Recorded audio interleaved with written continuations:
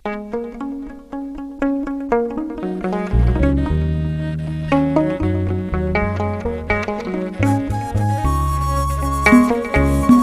አብ ወወልድ ወመንፈስ ቅዱስ አሐዱ አምላክ አሜን። ቤተ ክርስቲያን ብጥምቀት ሓደ ዝኾኑ ናይ ክርስቲያን ናይ ትንሣኤኦም ናይ ድሕነቶምን ምንጪ ናይ ክርስቶስ ኣካል እዩ። ቅዱስ ዮሃንስ አፈወርቅ። ንቤተ ምኩራብ ዝኾኑ ቅዱሳን መጻሕፍቲ ኣብ ቅድስቲ ቤተ ክርስቲያን ዝተፈለጡ ዝተረድኡን እዮም። ምኩራብ ዘርአየት ቤተ ክርስቲያን ዓጸደት። ምኩራብ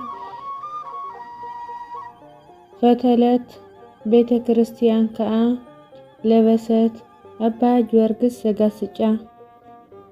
እግርኹም ብሽንካር ሓፂን ከም ዝተተኽሉ ከም ጽኑዕ ዕኑድ ጸኒዕኹም ኣብ ቤተ እግዚአብሔር ክትነብሩ ኣነግረኩም ኣለኹ። ቅዱስ ኣትናቴዎስ። ቤተ ክርስቲያን ናይ እግዚአብሔር ከም እንቐርብ እትገብረና ናይ ልዑል እግዚአብሔር ቤት እያ። ቅዱስ ደቅስያስ። ቤተ ክርስቲያን ኣብ ትርከበሉ ቦታ መንፈስ እግዚአብሔር ይርከብ። መንፈስ እግዚአብሔር ኣብ ዝርከበሉ ከዓ ቤተ ክርስቲያን ብጸግኡ ትምላእ። ቅዱስ ሄርሊዎስ።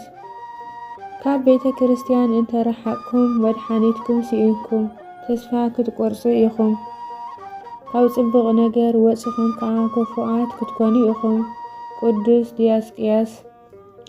መርከብ ናይ ኖህ ናይ ቤተ ክርስቲያን ምሳሌ እያ።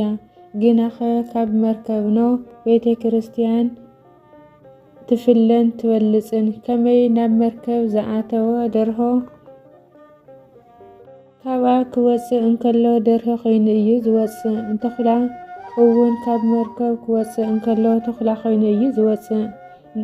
ካብ ቤተ ክርስቲያን ግና ደርሆ ኣትዩ ርግቢ ኮይኑ ይወፅእ። ተኹላ እውን በጊዕ ኮይኑ ይወፅእ። ቤተ ክርስቲያን ንሓጥያን ተቐቢላ ጻድቃን ጌራ እተውፅእ መርከብ እያ። ቅዱስ ዮሃንስ አፈወርቅ።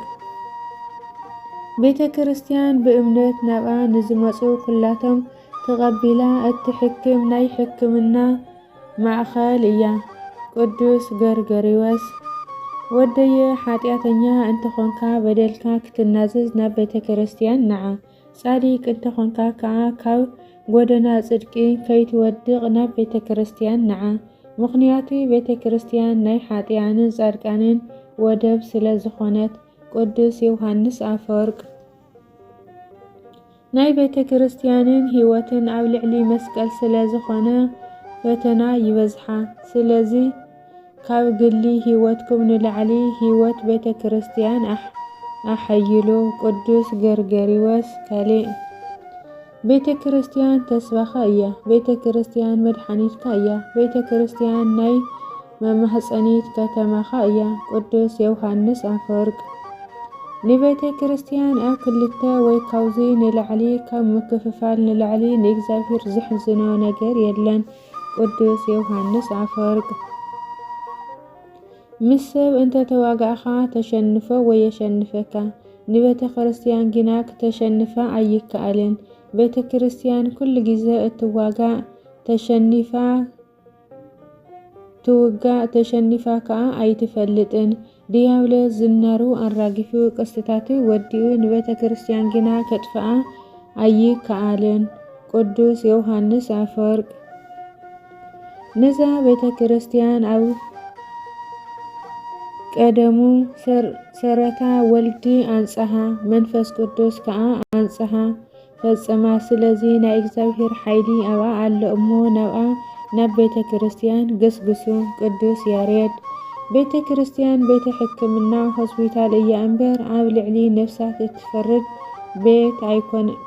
ፍርዲ ቤት ኣይኮነትን። ስለ ሓጢአት ከዓ ስርየት እትህብ ዳ እምበር ፍርዲ ኣይትህብን። ቅዱስ ዮሃንስ አፈወርቅ። ካብ ቤተ ክርስቲያን ወፃኢ ኩሉ ነገር ይርከብ ብዘይካ ድሕነት። ቅዱስ ኣገስጢኖስ። ቤተ ክርስቲያን ናይ ድኹዒ እሳት እያ። ጠፊኣ ክትበሃል ሕያው ትኸውን። ቅዱስ ኣቡነ ሜጦስ። ንቤተ ክርስቲያን ሓደ ጌርና ሙማት እንተገና ምፍጣር እዩ።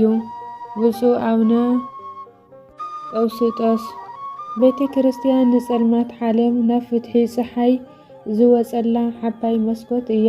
ቅዱሳን አቦታት ቤተ ክርስቲያን ናይ እግዚአብሔር ዝርከበላ መሰውኢ ዝተውሃበት ውህብቶ እያ።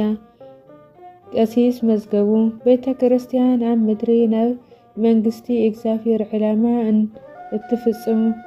እትፍጽም ናይ ክርስቶስ አካል እያ። ቅዱሳን አቦታት ቤተ ክርስቲያን እግዚአብሔር ሓሲቡን ፈቂዱን ዝፍጸመላ መሰረት እያ። ቅዱሳን አቦታት አሜን። ዝወረቐን ዝነጠበን በአፈ ቅዱሳን መላእክቲ ይተኣረመለይ። ወስብሐት ለእግዚአብሔር።